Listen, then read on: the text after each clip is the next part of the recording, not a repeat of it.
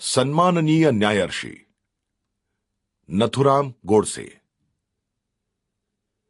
न्यायालय के समक्ष आने वाले किसी भी अभियोग के दो पक्ष होते हैं और हर पक्ष का अपने आप का एक अभिमत होता है। राष्ट्रीय स्तर पर महत्वपूर्ण व्यक्ति जिसमें शामिल हो, ऐसे अभियोग उच्च स्तर पर आम जनता का ध्यान खींच लेते हैं। महात्मा गांधी की हत्या ये एक ऐसा ही अभियोग है। इसमें अभियोग पक्ष अर्थात फिरियादी पक्ष का कहना सबको भली भांति परिचित है, क्योंकि न्यायालय ने उसे मान्यता दी और उच्च न्यायालय अर्थात पंजाब उच्च न्यायालय ने वही निर्णय कायम किया। सामान्यतः लोगों की ऐसी भावना है कि इस अभियोग का प्रमुख आरोपी नथुराम गोडसे अविचारी तथा माथे फिरू प्रकृति का आदमी था और महात्मा गांधी के खिलाफ व्यक्तिगत द्वेष भावना से प्रेरित था। इस भावना को प्रसिद्धि माध्यमों ने बड़े पैमाने पर प्रसिद्धि दी और उसे दूर दूर तक पहुंचाया, किंतु यह भावना वस्तुनिष्ठ और तथ्याधारित नहीं है। आत्मसमर्थन के लिए नथुराम गोडसे ने जो युक्तिवाद किया उससे भले ही किसी एक की सहमति ना हो, पर नैसर्गिक न्याय के तत्व अनुसार उनके अभिमत पर गौर करना योग्य है।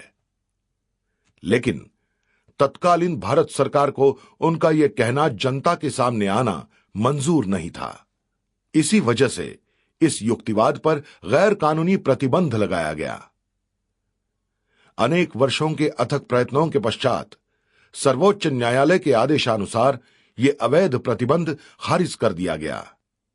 संशोधन करने वाले व्यक्तियों की तरफ से होने वाली निरंतर मांग की वजह से यह युक्तिवाद श्री गोपाल गोडसे ने संशोधकों की सहायता हेतु प्रकाशित किया। नथुराम का वर्तन और क्षमता से उच्च न्यायालय प्रभावित हुआ, यह बात स्पष्ट है। निर्णय पत्र में न्यायालय ने उन गुणों का विशेषत्व से निर्देश किया है। न्यायमूर्ति अछरू राम का कहना है, उच्च न्यायालय से पुनरावेदन करने वालों में से नथुराम विनायक गोडसे ने अपनी दोष सिद्धि को आह्वान नहीं किया। 30 जनवरी सन 1948 ईस्वी को महात्मा गांधी के वध के कारण उस पर दंड विधान धारा 302 के अनुसार आरोप सिद्ध हुआ था। उस अपराध के लिए उसको फांसी का दंड सुनाया गया था। उसके विरुद्ध उसने पुनरावेदन नहीं किया।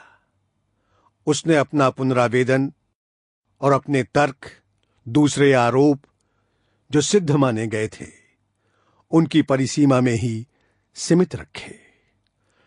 इस न्यायालय में उसने अपना अधिवक्तव्य स्वयं ही दिया। वो देते समय उसने वस्तु स्थिति के तत्वों का जो विवेचन दिया उससे उसकी अल्प परीक्षित क्षमता प्रतीत हुई। मैं विश्वास पूर्वक कहना चाहूंगा कि किसी भी विधि विशेषज्ञ के गर्व के उपयुक्त उसने अपना अधिवक्तव्य प्रस्तुत किया। नथुराम की विचार क्षमता के बारे में उनका कहना है, यद्यपि वो मैट्रिक परीक्षा में अनुत्तीर्ण हो गया था, किंतु उसका अध्ययन गहन था। अपने प्रतिवेदन पर बहस करते हुए अंग्रेजी का गंभीर ज्ञान और सोचने विचारने की उसकी स्पष्ट क्षमता दर्शनीय थी। पुनरावेदन हमारे सामने 5 सप्ताह से अधिक चला। उस अवधि में और विशेषकर जो 8-9 दिन नथुराम स्वयं अपने तर्क प्रस्तुत कर रहा था, उस संबंध में हमने उसको भली भांति परखा है। उसके जैसा कृतत्ववान मनुष्य ऐसा पीछे रहने का विचार भी मन में लाएगा, यह हम सोच भी नहीं सकते थे। न्यायमूर्ति खोसला ने अपनी सेवानिवृत्ति के पश्चात अपने मन पर उस समय जो मुद्रा अंकित हुई थी वो वस्तुस्थिति शब्दांकित की है। वे लिखते हैं, नथुराम का वक्तव्य न्यायालय में उपस्थित दर्शकगण के लिए एक अत्यंत आकर्षक वस्तु थी।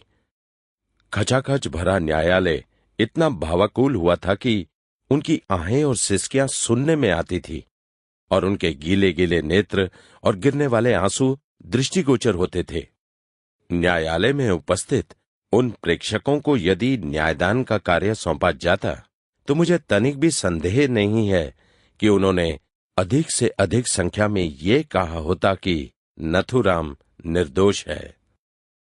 नथुराम गोडसे और नारायण आप्टे, इन्हें सुनवाई गई फांसी का कार्यवहन अंबाला बंदी गृह में मंगलवार दिनांक 15 नवंबर 1949 को सुबह 8 बजे किया गया। नथुराम और आप्टे निश्चल थे, स्थिर थे, शांत थे। उनका चलन वलन हमेशा की तरह था।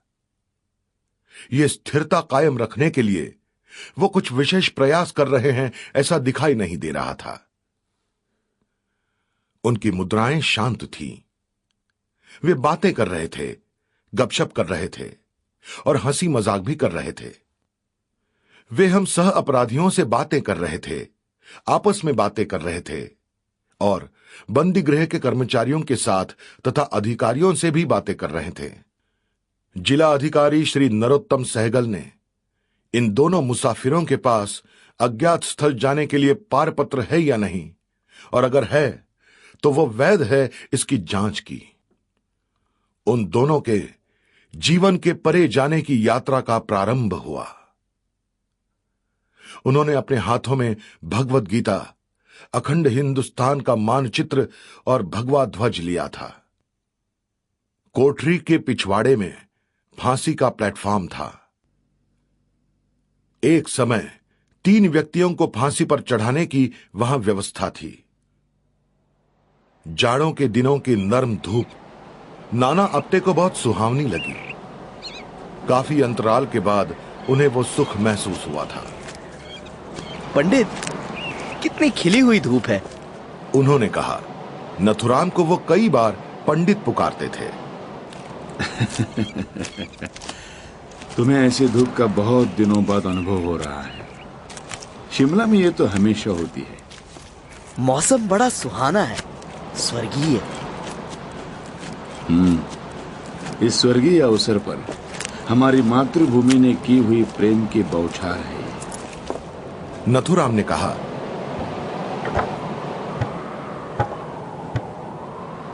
प्लेटफॉर्म पर पहुंचते ही उन्होंने मातृभूमि का स्तवन किया। नमस्ते सदा वत्सले मातृभूमे, त्वया हिंदू भूमे सुखम वर्धितोहम, महामंगले पुण्य भूमे त्वदर्थे पतद्वेषकायो नमस्ते नमस्ते। उन दोनों के हाथ पीठ पर बंधे थे। जल्लाद ने फांसी की रस्सी उनके गले में पहना दी और हर एक के पांव के अंगूठे रस्सी से इकट्ठा बांध दिए। आसपास शांति थी। नथुराम और नारायण ने जयघोष का पुकारा किया। 100 फीट की त्रिज्या में उसका प्रतिध्वनि गूंज उठा। अखंड भारत अमर रहे, अमर रहे, अमर रहे, वंदे मातरम, मातरम, मातरम, मातरम। ध्वनि प्रतिध्वनि निरंतर चले गए। अधीक्षक ने जल्लाद को इशारा किया। जल्लाद ने खटका खींचा।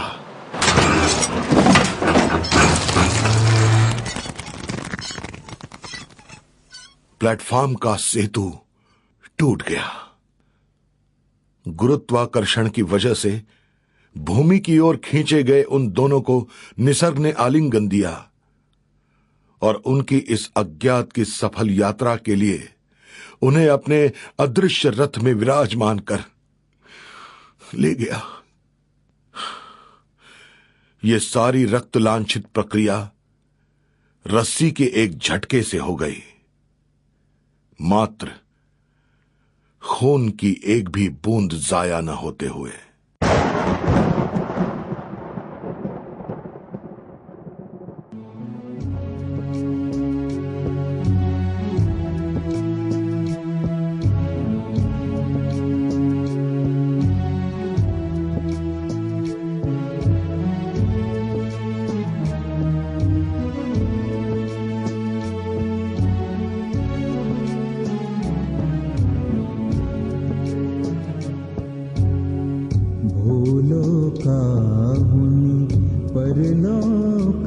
लोकाचा सेतू दोरहा राही भूलोकाहुनी परलोकाचा सेतू दोरहा राही एक दिशेचा मार्ग असे हा एक दिशेचा मार्ग असे हा प्रतियात्रेचा नाही प्रतियात्रेचा नाही